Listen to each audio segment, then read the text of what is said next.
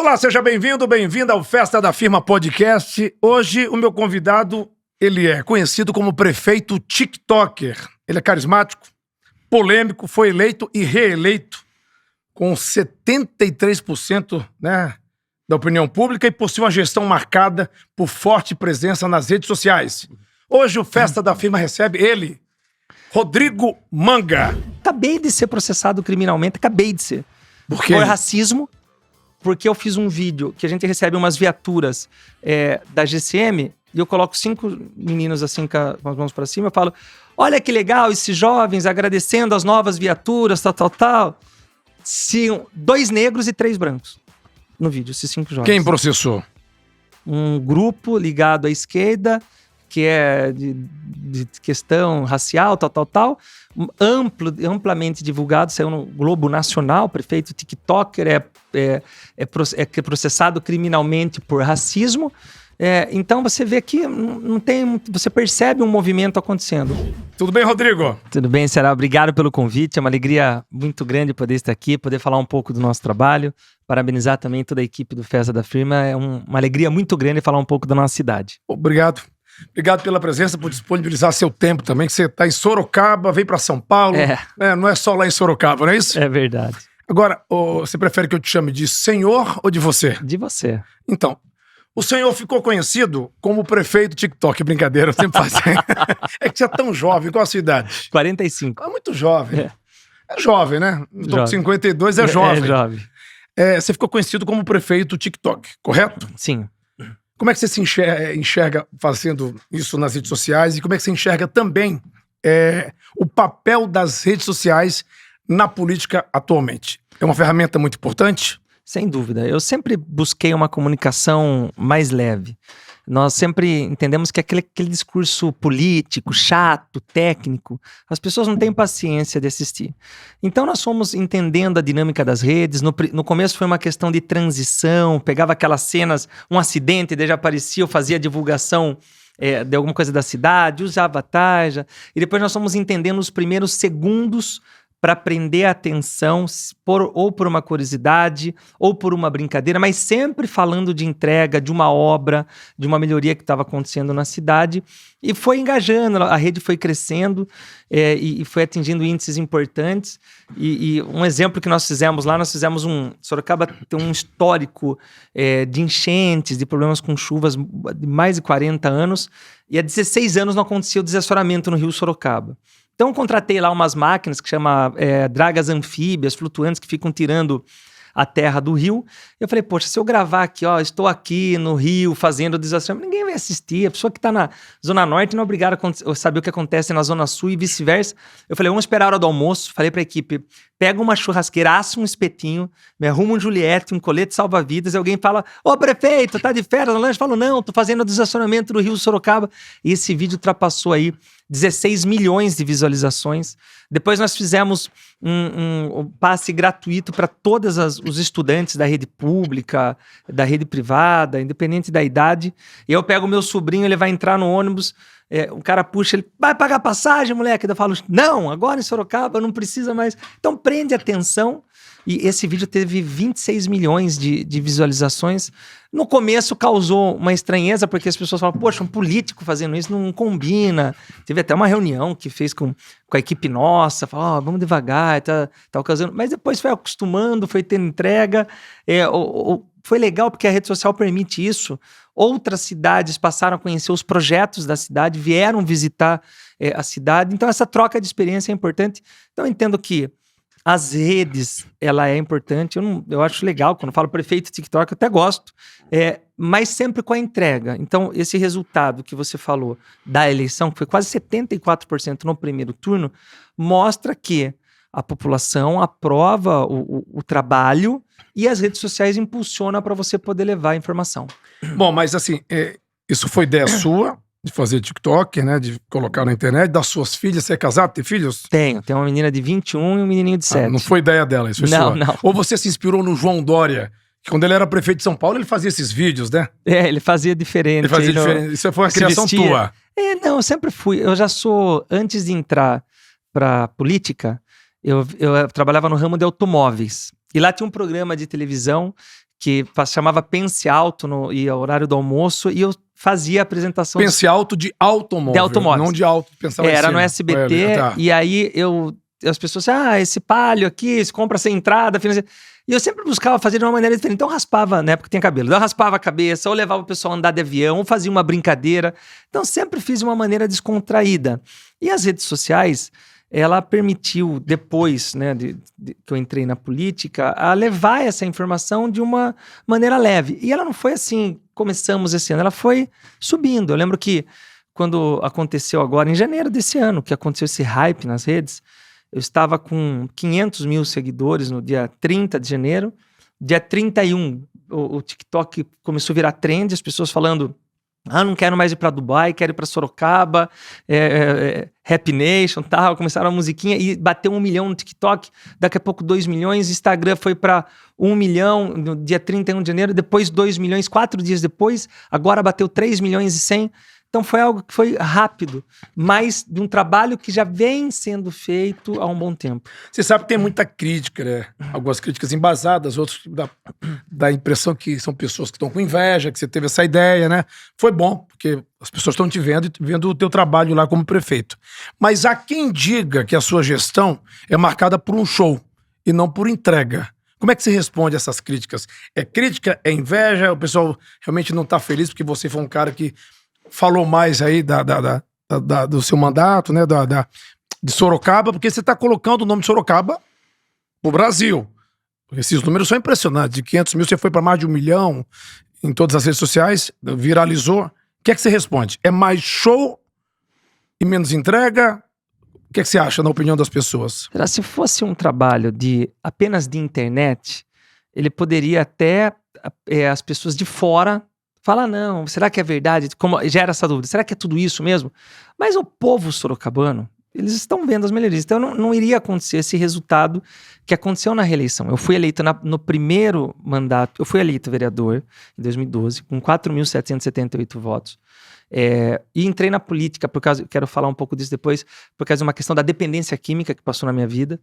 Depois eu fui reeleito com a maior votação da história da cidade como vereador.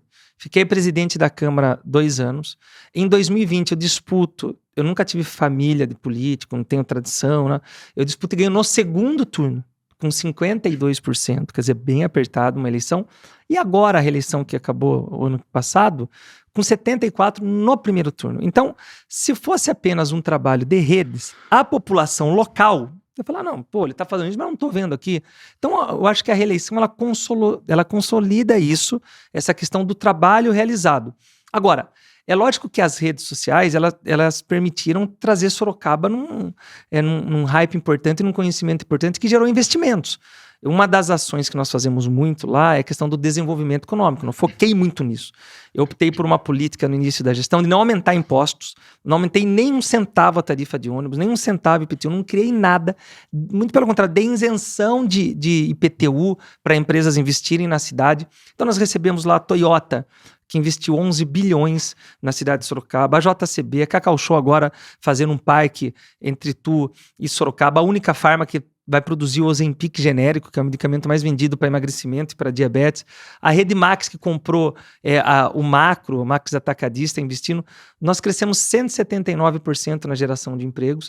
E esse fato, eu acabei de ver uma matéria, inclusive, desse hype que teve de janeiro para cá, a rede hoteleira de Sorocaba aumentou 20% de pessoas que foram visitar Sorocaba. Isso graças ao senhor ou...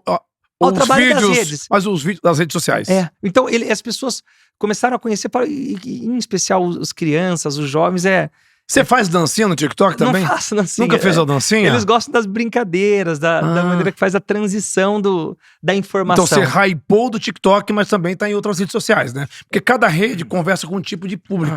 Ela começou no TikTok, né? Ela cresceu, ela estourou no TikTok, mas depois migrou pro Instagram e foi para as outras redes. Então você discorda que, segundo as pessoas, as suas promessas são embasadas e não é só querer buscar visualização.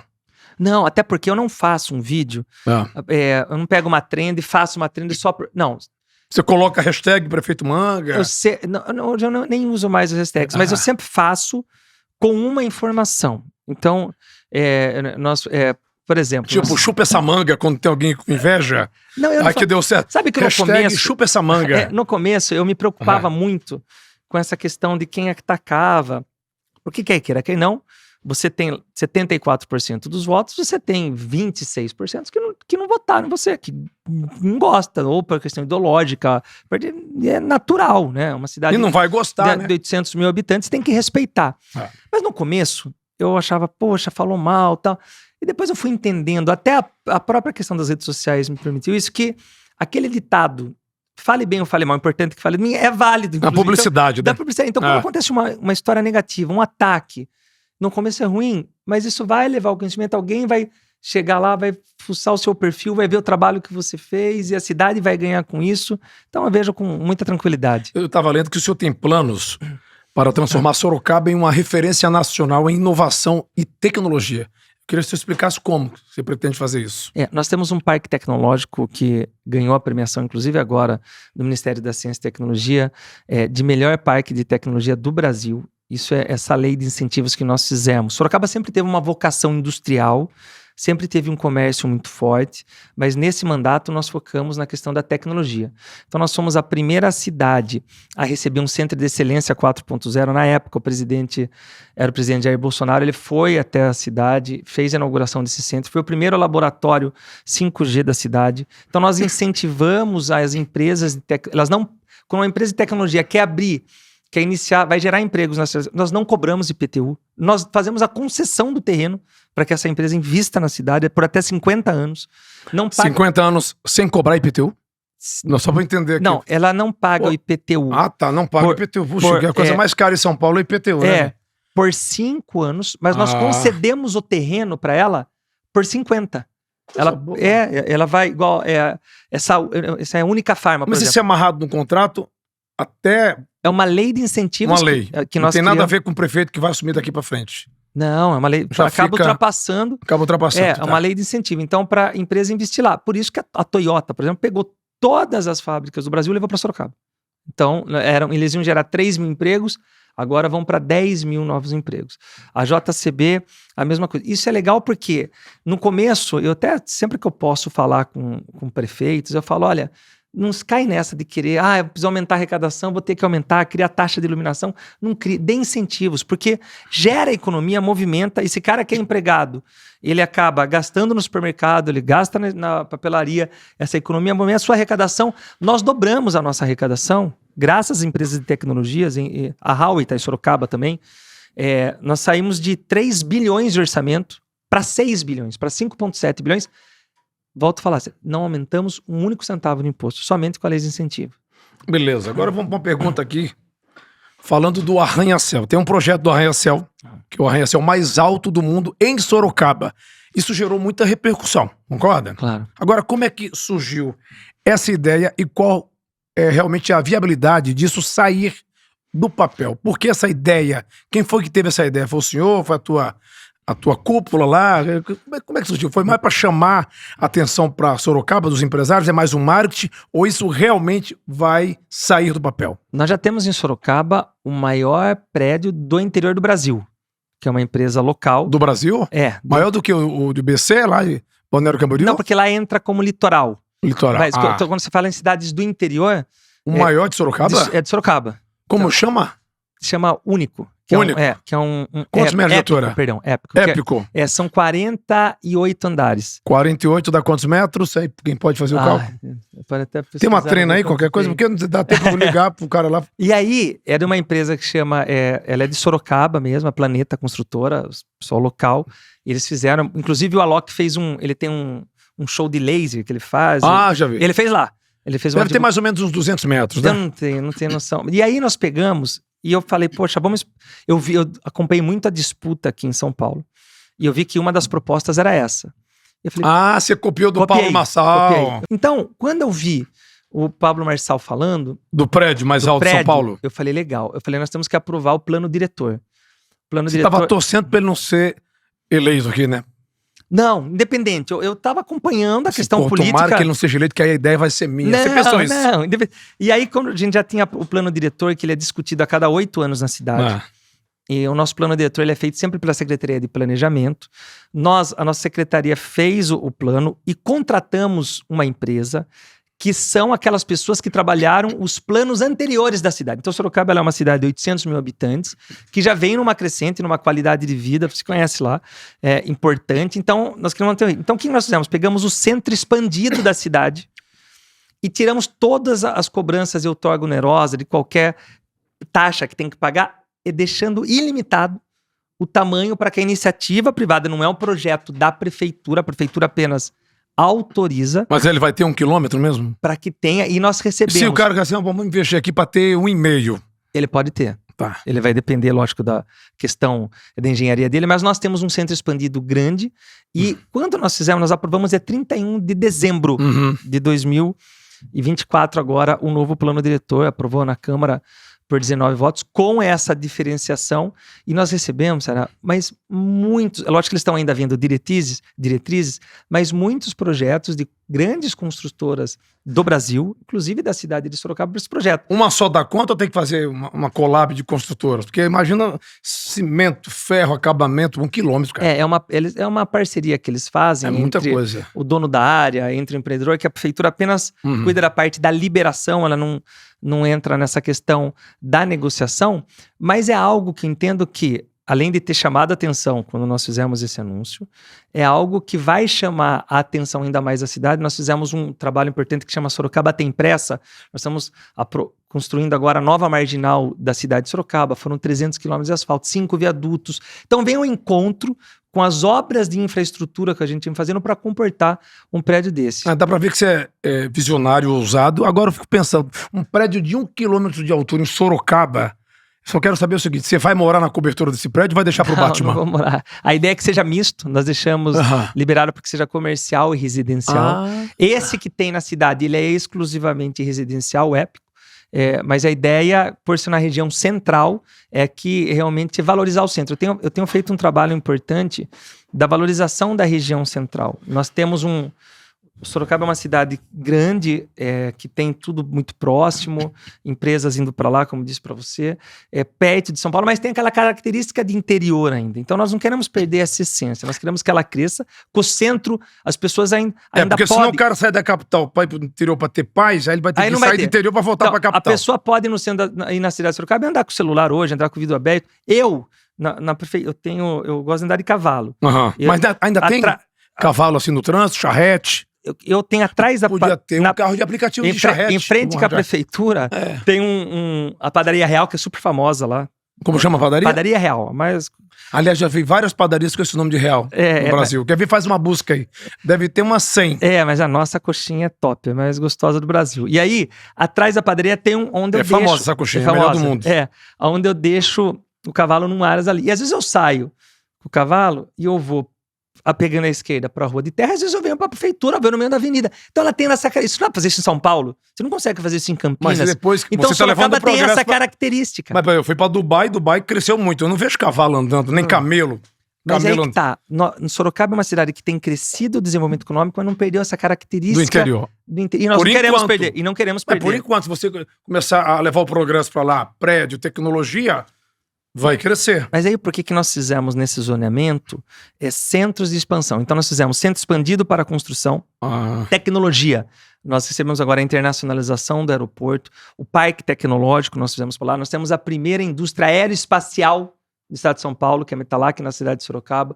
Então a gente incentivou áreas específicas para justamente não perder a característica da cidade. O senhor fala inglês? Não falo. Não fala inglês. Tem que começar a estudar, porque quem sabe trazer o Elon Musk para conhecer Sorocaba. Ele foi vizinho, ele foi na Porto Feliz, na cidade vizinha lá. Ele foi visitar. Quando ele veio pro Brasil, ele foi lá visitar quase Sorocaba. Passou por Sorocaba. Agora vamos falar aqui de um assunto também sério, que saiu há algum tempo aí na mídia, que é essa operação que investiga o senhor, Operação Copia e Cola, né? Que apura desvio de verbas na saúde.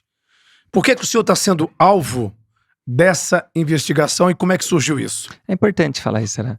É uma investigação de 2022 que ela investiga uma OS que foi contratada pela prefeitura e a investigação ela vai nas empresas que são contratadas por essa OS. Então, a empresa ela faz a gestão da saúde e ela quarteiriza, esse é o nome que está na operação. Então, ela contrata uma empresa de limpeza para trabalhar naquela unidade. Ela contrata uma empresa para fazer a questão da arrumação das macas. É uma empresa... A questão de vigias. Entendi. E nessas transações, a Polícia Federal identificou mau uso do recurso público, abriu uma investigação em 2022. Quando a prefeitura foi notificada, a prefeitura também instaurou um inquérito para colaborar com a Polícia Federal nessa investigação. Se passou todo esse tempo e agora teve essa operação que eu tenho assim, uma plena convicção, e o nosso advogado também, uma ação que, não a operação tem que acontecer. Eu sou a favor das investigações. Quando tem uma denúncia, tem que investigar, tem que apurar. Eu sou favorável a isso. Mas essa ação foi na minha casa, política. Você fez uma live lá? Eu fiz, você gravou? Porque eu não tenho... Eu falei assim, olha, vieram a operação uma semana depois de eu ter anunciado. Eu tenho batido muito em algumas questões, por exemplo, Pacto Federativo, de tudo que as cidades arrecadam, 60% vai para o governo federal, 25% para o governo estadual, fica 15% com os municípios. Aí o cara tá com diabetes, tá precisando de insulina, o município ele não pode comprar, porque o dinheiro tá com o governo federal. Só que o governo federal não tem essa mesma agilidade para mandar o recurso. Então, o município de Sorocaba tem seu recurso, ela banca. Agora, uma cidade pequena, o cara morre. Segurança pública é de responsabilidade do governo do estado. Mas a polícia militar não consegue, o governo do estado não consegue aumentar o efetivo da polícia militar tão rapidamente quanto a cidade faz um concurso da GCM. Sorocaba comporta fazer, agora as cidades pequenas não. Então o que eu tenho batido? Para que de tudo que se arrecade fique 1/3 para o governo federal, 1/3 para o governo estadual, 1/3 para o governo municipal. Bati muito na reforma tributária. Eu dei isenção de IPTU de 20% para os postos que não repassassem o aumento dos combustíveis, que foi combinado pelos governos estaduais através do ICMS, 20% de desconto para as grandes redes de supermercados que dessem um desconto no ovo e na carne. Bati bastante nessa questão da taxação. E eu vou para Brasília na segunda-feira, e já tinha anunciado uma semana antes a minha pré-candidatura. Caso o Tarcísio não fosse candidato e o Bolsonaro não saísse candidato, eu falei, me coloco à disposição. Se o Tarcísio for para governador, se o Tarcísio não for para presidente, anuncio isso. O Marcos Pereira, que é do meu partido republicano, chancela, fala, vai vir chumbo. Uma semana depois, eu vou para Brasília, sou eleito pelo Pacto Federativo, faço um vídeo lá, tem milhões de visualizações.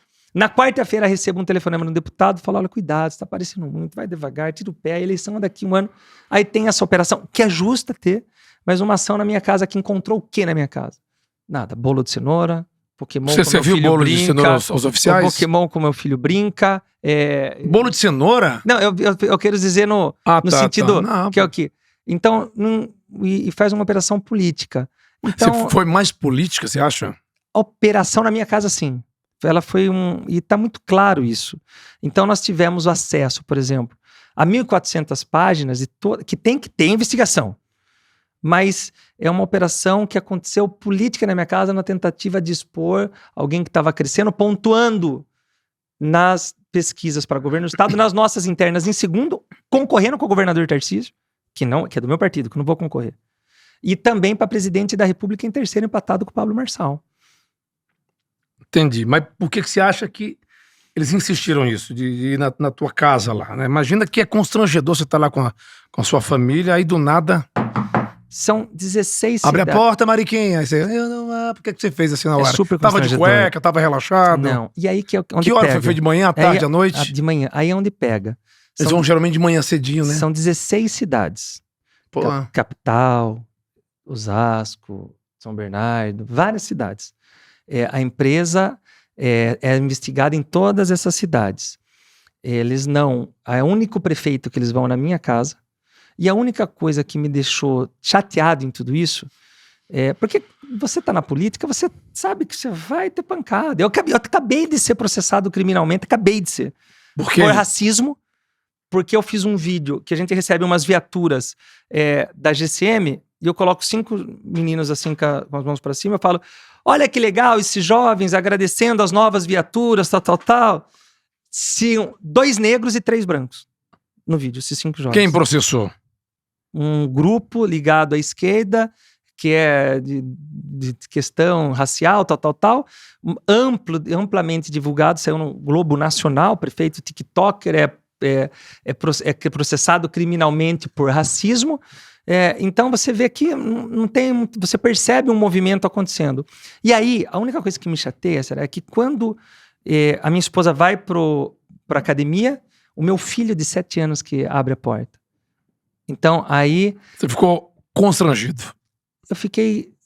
Os policiais me trataram super bem. Eu percebi os policiais constrangidos. Um deles até fala assim, depois que... Fala, Manga, eu vou abrir aqui. Eu sei que não tem nada, mas nós temos que cumprir o nosso papel desse jeito. Eles sabendo que aquele ato era um ato político. E aí, eles colaboraram muito no sentido de todo mundo, a gente tentava brincar com meu filho. Eu falava, não mexa no Pokémon dele, hein? Aí, em determinado momento, eles abrem assim a fantasia do Homem-Aranha, daí eles brincam.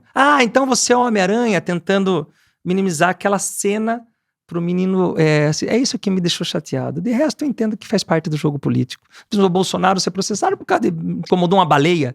Então, a gente sabe como funciona. E aí, não acharam política. Nada. Isso foi mais pra... Você acha que é uma coisa política, mais pra manchar a sua imagem? Você acha que foi isso? Eu tenho certeza disso. Tanto que 1.400 páginas, 1.400 páginas de toda a investigação, não tem nada, não tem uma manga, um vídeo, não tem um áudio. Será que o cara lê 1.400 páginas? Não tem nada, não tem... Então, assim... E você vai continuar fazendo os vídeos? Vai continuar fazendo tudo? Já continuei. Você anda com segurança, carro blindado, dá medo? Não, eu não tenho esse medo. Não tem medo? Não, eu volto a falar, Sorocaba é uma cidade diferenciada nesse sentido, né? Não temos se não acontece lá, você não vê... Não, mas eu não tô falando do povo de Sorocaba, mas assim, se você fala que isso pode ser uma perseguição política de uma investigação na tua casa de manhã, na hora que tua esposa tá ali saindo pra academia, teu filho tá brincando, se você acha que isso é pra macular, vamos dizer, a sua imagem, você não pensa em reforçar a segurança, tomar algumas medidas, ou você vai continuar fazendo o que você tá fazendo, eu vou continuar com a tua vida, enfim? Será? Deus me tirou do crack. Você ia falar sobre isso. Conta essa história. Eu fui usuário de crack. Eu cheguei no fundo do poço nas drogas. Se eu falasse 18 anos atrás, se eu viesse aqui e falasse assim, eu vou ser prefeito da cidade de Sorocaba, você fala, cheirou de novo. Usou uma da boa agora. Então, eu sei que se for da vontade de Deus, as coisas acontecem. Se não for, não acontece. Então, mas você pode andar com segurança que quiser. O prefeito pode fazer o que quiser. Se tiver que acontecer alguma coisa, vai acontecer. Então, eu sou muito tranquilo em relação a isso. Então, eu tenho uma fé muito importante nesse sentido. Eu sei do que Deus fez na minha vida, da transformação, da família que Ele me deu. As pessoas me conhecem. Vou continuar fazendo o nosso trabalho. Hoje eu falava numa entrevista, eu falei, eu respeito a questão, eu sei que a justiça, mais uma vez, daqui a pouco vai mostrar tudo isso como tanto... Na minha eleição, eu tive 14 processos de cassação. 14. Eu disputei com o PL e com o PT, com os dois partidos de oposição. O PL até uma semana atrás queria a minha vice, e eu tenho um vice que é muito bonzinho, muito simpático, que ficou comigo no começo, onde era difícil eu vencer a eleição. Eu falei, não vou trocar o vice agora. E aí eu não aceitei, eles foram para a oposição, então eu disputei com os dois a processo atrás para... Os 14 foram arquivados. Então eu tenho uma tranquilidade em relação a isso e tenho uma fé de que é Deus que vai dar vitória. Então não adianta, você pode andar com quem você quiser de segurança. Eu tô aqui entrando para fazer esse podcast, se alguém quiser fazer... Mas eu não tenho essa encarnação também. Vão me perseguir, vão me matar. Eu sei que politicamente existe isso e está provado. Isso não só comigo, né? Você vê, você pega um Pablo Marçal, anuncia a candidatura, recebe a Polícia Federal na casa dele, busca apreensão. Gustavo Lima anuncia a candidatura, Polícia Federal, indiciado pela Polícia Federal. Bolsonaro, inelegível. Caiado, você candidato, inelegível. Nós vivemos num momento instável, que usam as forças policiais e, infelizmente, até alguns órgãos de fiscalização politicamente. Nós temos visto isso acontecendo no cenário nacional. Então, na política, a gente supera isso. E, em relação à segurança física, eu não me preocupo. Eu fiquei curioso quando você falou que era viciado em crack, o adicto, né? Eu queria saber como é que você saiu disso e quem foi que te ajudou. Isso aqui eu pergunto pra você até dar um conselho pra quem tá passando por isso. Minha bandeira um pai principal. De família, né? A gente não tá nem falando aqui de política, mas tá falando de ajudar pessoas, né? Sem nenhum interesse. Pra quem tá nos ouvindo, nos vendo, que conselho você daria E por que você entrou nas drogas? Então, eu acho que minha mãe sempre falava assim, filho, cuidado com quem oferecer alguma coisa pra você, com um estranho, mas não é. Quem oferece a droga é o amigo. Então eu comecei como a maioria dos jovens começam, na bebida, depois fui pra maconha, e não comprava. Eu fumava na roda, na casa deles, eu fumava o baseado ali, em Porto Seguro que eu experimentei. Aí com 18 anos, uma roda de amigos falou, tem pó aqui, estamos tirando. Eu experimentei, gostei. Eu falo, a droga, ela é boa, ela dá uma sensação maravilhosa. Se não fosse gostoso, não era o mundo todo sofrendo por causa da dependência química. Só que depois vem o fardo pesado. Eu sempre fui um bom vendedor de carros, do ramo do automóvel, sempre ganhei muito bem. E continuava, cheirava, tinha a minha vida, teve a minha própria loja. Eu cheguei a um ponto, nos anos 2000, 2001, que eu já era proprietário de uma loja no uso de drogas, que o traficante chegava lá e falava assim, Manga, você deve isso aqui. Eu falava, então leva esse carro aqui como forma de pagamento. O ponto que eu usava droga. Só que a cocaína, você busca aquela sensação que você não encontra mais no começo. E depois você vai entrando na paranoia. Então no começo eu conseguia conviver, eu conseguia ter uma vida social normal. Daqui a pouco eu cheirava, eu tinha que ficar trancado. Eu dirigia mais olhando pro retrovisor. Eu cheguei a vir para São Paulo e voltar com medo de parar o carro para usar drogas. Então é terrível. E eu fui levando, a minha vida foi perdendo as coisas, foi acontecendo. Eu nunca roubei, nunca furtei, porque eu sempre tive uma família muito amorosa. O meu pai faleceu, mas a minha mãe é viva e sempre eles foram muito do bem, muito amorosos. Mas em determinado momento, eu já no fundo do poço, eu nessa de buscar cocaína num bairro, fui, voltei, porque você vai cheirando, vai querendo mais. O cara falou assim, eu não achei mais o traficante. Aí tem um outro, eu falei, tem pó? Ele falou, não, pó não tem, mas tem pedra. E aí que eu experimentei o crack. E o crack, a cocaína, quando você cheira ela, depois de 20 minutos, tem vontade de cheirar de novo. O crack, você traga, ele dá uma sensação maravilhosa. A hora que você assopra, já dá uma angústia, uma tristeza, você tem que fazer o próximo trago. Por isso que nessa caminhada, eu já internei uma menina que se prostituía, de 17 anos, que se prostituía por um trago da droga. Uma professora da rede municipal. Uma mãe que chegou a trocar seu filho por causa de uma pedra. Um pai de família que deu uma bicicleta pro filho e trabalhava numa multinacional, não conseguiu voltar para casa, porque antes de entregar, ele comprou para o filho de Natal, antes de entregar pro filho dele, ele vendeu a bicicleta. E eu, indo no fundo do poço, tinha um pastor, chamado Pastor Valmir, hoje está nos Estados Unidos, que chato, vinha atrás de mim, tentava me parar, Manga, você tem que ir para a igreja, E eu fugia dele, fugia, até que um dia ele pegou eu de calça curta e eu falei, fala, pastor. Ele falou, vamos para a igreja, vamos. Ele falou, vou no Vale da Bênção. Vale da Bênção é um lugar que tem em Araçariguama, que as pessoas vão lá para orar. E eu falei, vamos. Isso era numa sexta-feira. A gente combinou no sábado. Na sexta eu desandei, usei droga, eu cheguei. Eu lembro da minha imagem, minha mãezinha, coitada, ela ficava esperando eu voltar. Ela não. Se você falasse, seu filho é drogado, ela enforcava você. Ela não deixava falar mal de mim, mas ela sabia o que o filho dela estava sofrendo. Como é a maioria das famílias, os pais, não é que eles não sabem, eles custam acreditar. Porque eu tenho 2 irmãos mais velhos, nunca beberam, nunca fumaram, nunca usaram. Sabe, não é uma coisa de problema familiar, é uma coisa de predisposição.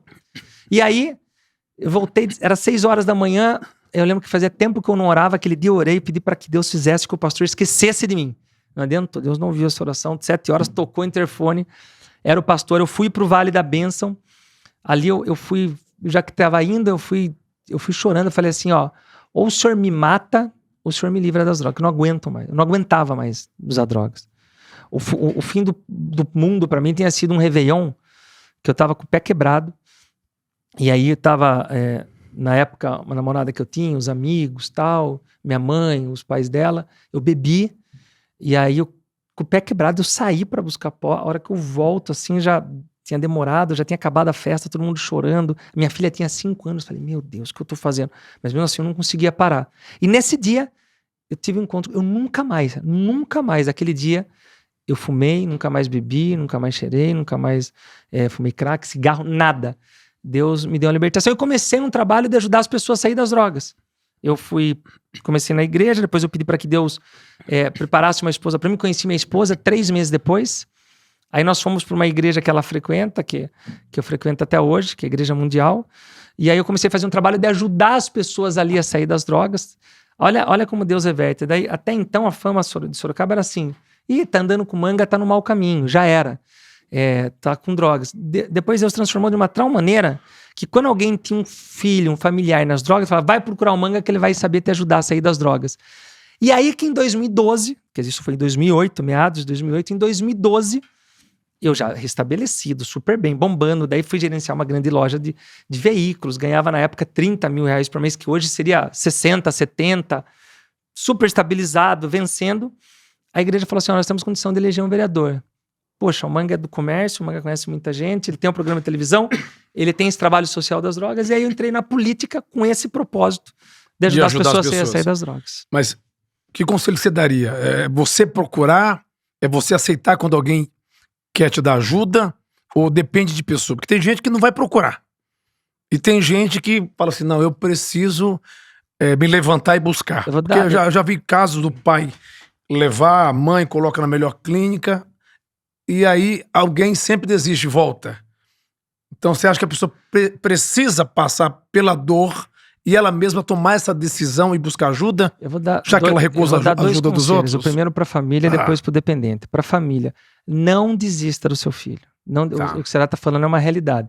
Na primeira internação, eu não fui internado, mas às vezes quando a pessoa se depara com um dependente, ela vai, paga a melhor clínica, vendo o que tem, aí a pessoa recai, daí não vai, daqui a pouco fala, não tem mais jeito, abandona. Não desista do seu familiar, porque um dia, a minha mãe que hoje sorri, chorou por causa do filho das drogas, hoje ela tem o filho transformado, recuperado, que ajuda as pessoas a sair das drogas. Então, independente de religião, não pode ser católico, espírita, evangélico, acredita em Deus, que existe recuperação, assim como aconteceu comigo. E para o dependente químico, o primeiro passo, assuma que você tem um problema. Eu tenho um problema com drogas. Busque ajuda. Busque na igreja, busque no AA, busque no NA, busque numa clínica. Fale com a pessoa da sua confiança, da sua família.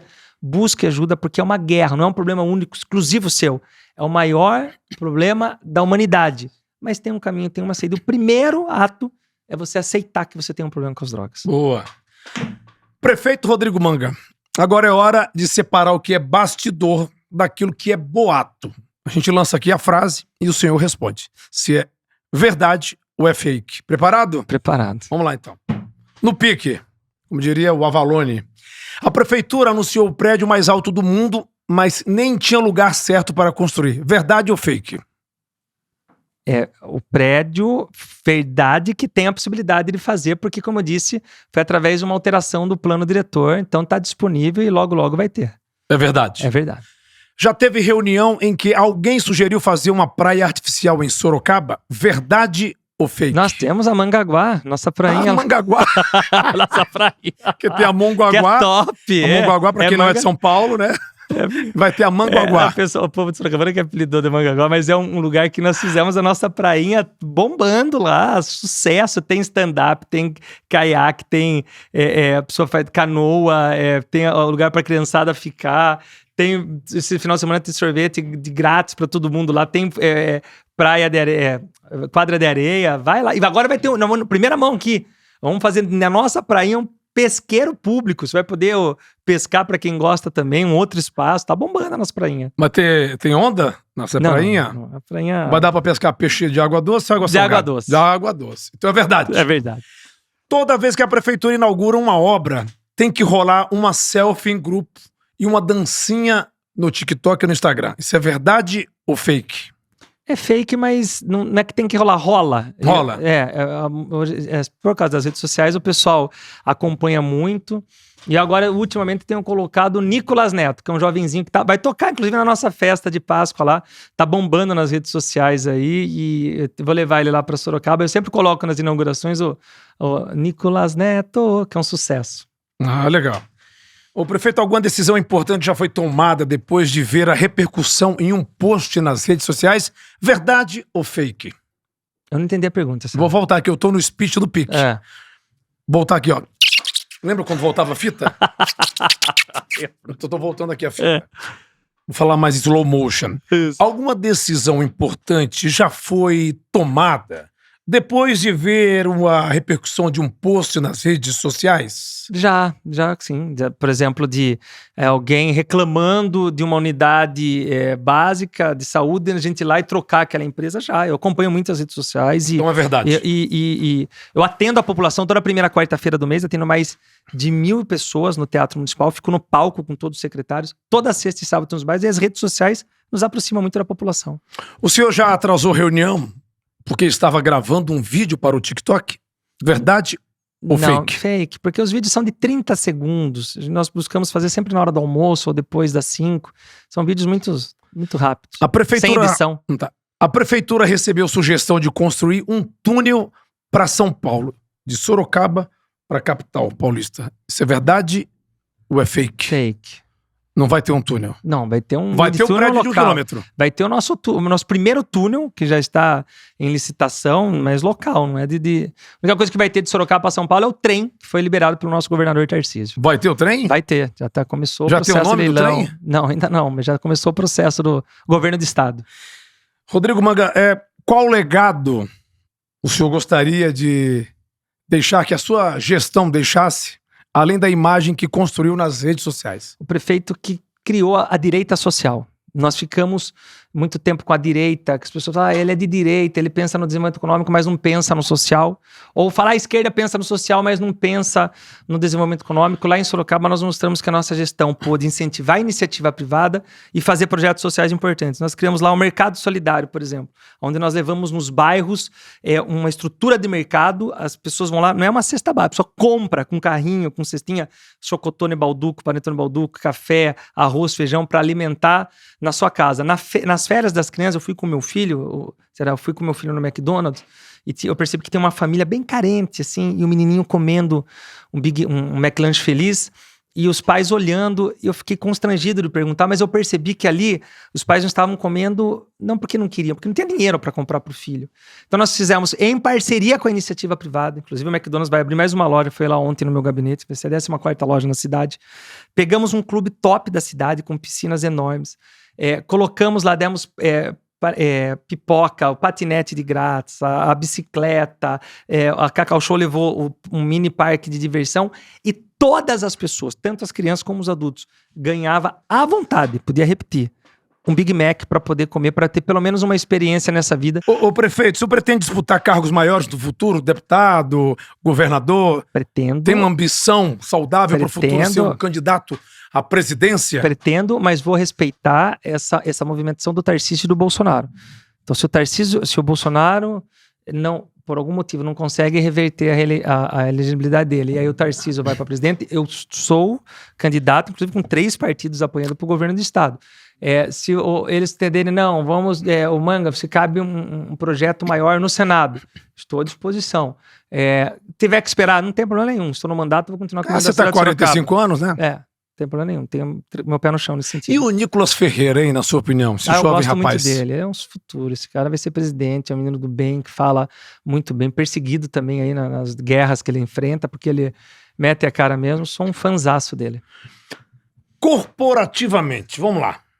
O segredo para motivar uma equipe é pagar em dia, servir pão de queijo nas reuniões ou prometer que quem se destacar aparece no TikTok com o senhor fazendo as dancinhas, ficando famoso. As 3 coisas. Você tem que unir as 3 questões para poder motivar a equipe e sempre passar para eles, fazer que eles entendam que é uma missão, né? Cuidado, porque não é fácil. Quando eu vou contratar alguém, eu falo, não compensa financeiramente, porque você vai vir, vai trabalhar domingo a domingo, não tem dia, não tem hora, tiver um problema, você vai ter que estar comigo, vai voltar tarde, vai ficar longe da família. Mas você bonifica a pessoa, dá um plus a mais, alguma coisa? Não, porque os números dos salários já são pré-estabelecidos, mas a pessoa tem aquela motivação da missão, de ver um exemplo, voltando na dependência química.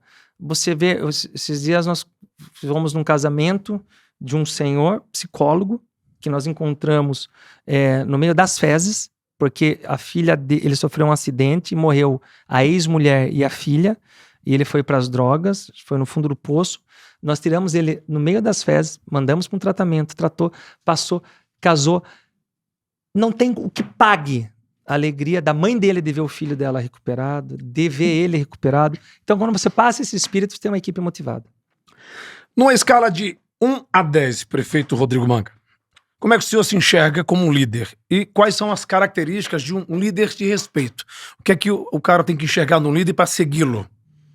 Eu acho que eu tenho que melhorar. Eu coloco nota 8, uma nota alta. Eu não sou aquele que fica... Eu vou junto nas ruas, eu tô junto nas UBSs. Tem uma enchente, eu tô na rua, eu não fico... Nós conseguimos resolver esse problema de enchente nas casas. Agora a gente tem só os alagamentos nas vias. Mas quando tinha, eu ia junto com os... Eu não chamava lá você resolver. Tem um problema, como teve esse que nós citamos agora aqui, na operação, eu vou dar entrevista, eu falo, eu não tenho medo. Então, eu vejo alguém que eu não falo pro servidor, pro aquele colaborador, eu falo, vá você resolver. Não, eu vou junto. Tem um problema no OPH, numa unidade de saúde, eu vou lá resolver, eu visito as escolas. Mas nós sempre temos que melhorar, sempre temos que observar, sempre temos que aprender. Então, eu tenho que aprender sim. Então, você concorda com aquela frase que a diferença de chefe é que o chefe fala, vai, e o líder fala, vamos. Vamos, é isso. Você tá no front, você vai com a galera. Eu vou com a galera. É o primeiro a chamar. Momento bom, momento ruim. E quando a assessoria, alguém fala, não é legal você falar isso, não é bacana, dar entrevista para tocar nesse assunto da operação, copia e cola, isso não cola, mas não copia, enfim. Como é que se faz? Assim, não, eu sou o prefeito, eu sou o líder disso e eu preciso da minha versão. Você toma decisão também quando o assunto é cuidar da sua imagem? Eu ouço bastante. Mas às vezes também eu faço por conta, né? A esposa se mete muito? A minha esposa é um braço direito meu. A mulher que me dá um beijo, Sirlene. Ela é política? Amo. Ela atua, me ajuda muito na prefeitura. Ela é segunda suplente do senador Marcos Pontes. Que eles podem sempre colocar 2 suplentes, ela é uma delas. Qual o nome dela? Sirlene. Sirlene? Sirlene. Isso. É mistura de Sirlene com Solange. É isso. E ela é uma mulher guerreira que Deus colocou no meu caminho, que tem me ajudado. Então ela, e assim, nunca houve uma cobrança dela assim, tá chegando tarde, você vai ter que fazer isso. Não, ela entende a missão política. Ela sabe comemorar os momentos bons, os momentos difíceis, é uma ótima mãe. Eu só tenho que agradecer a Deus por ter essa família. O que é que ninguém sabe sobre o Rodrigo Manga, prefeito de Sorocaba, por trás da carreira, da vida pessoal, da história, que nós vamos saber aqui no Festa da Firma?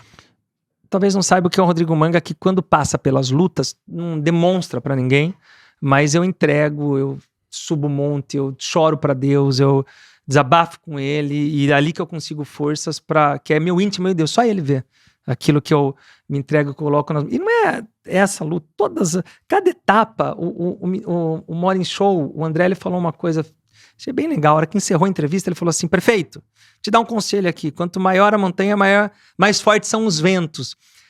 O que a gente passa, o que nós passamos hoje, você fala, nossa, que pesado. Aí você olha pra trás, aquilo que você lutava lá atrás, você fala, era tão tranquilo, eu sofria, mas naquela época, aquilo era... Quando eu fui disputar para vereador, que eu tinha meus concorrentes vereadores que não queriam que eu atendesse na Câmara, e aquilo para mim falava, nossa, isso aqui é o fim. Mas hoje você olha e fala, poxa, era tão pequenininho. Quando eu fui disputar para prefeito, fala, agora eu vou disputar contra a máquina, não tenho família tradicional, isso aqui é o fim. Agora você fala, não era tão ruim assim. Então, conforme vai passando, você vai vendo que os problemas que ficaram para trás não eram tão pesados como naquele momento que você passava. Então, acho que o Rodrigo Manga, que as pessoas não veem, é esse, que chora com Deus. Então, já que você falou do passado aí, que não era tão grande, o que é que se diria para o Rodrigo Manga de 20 anos atrás, se pudesse dizer agora? Olha, 20 anos atrás, se eu pudesse falar agora, eu falava... Eu estaria com 25 anos, né? Eu ia falar para ele ter parado mais rápido com as drogas, porque foi o que destruiu, o que atrapalhou, ia fazer talvez ele enxergar, ele ter um encontro com Deus rapidamente. Se eu pudesse aconselhar o Rodrigo Manga lá de trás, eu tinha aconselhado a não entrar nesse caminho, que foi um caminho muito sofrido na minha vida. Eu achei legal que você falou aqui dos seus fracassos, da dependência química, porque muita gente vem aqui, ou em outras entrevistas que eu acompanho, as pessoas sempre falam dos seus sucessos, né? E nunca dos fracassos. E fracasso é importante pra gente amadurecer e aprender com eles pra chegar no sucesso. Então, pra terminar essa entrevista, se o senhor tivesse que admitir um erro grave na sua gestão como prefeito até hoje, qual seria esse erro? Ter colocado, às vezes, pessoas... ter confiado demais nas pessoas. Isso é um erro que... acho que todo gestor público, quando você está e você sabe, você é uma pessoa famosa, que eu sou fã, o Brasil todo gosta muito de você, então muitas pessoas se aproximam de você em momentos e você não consegue em algum momento identificar quem é quem.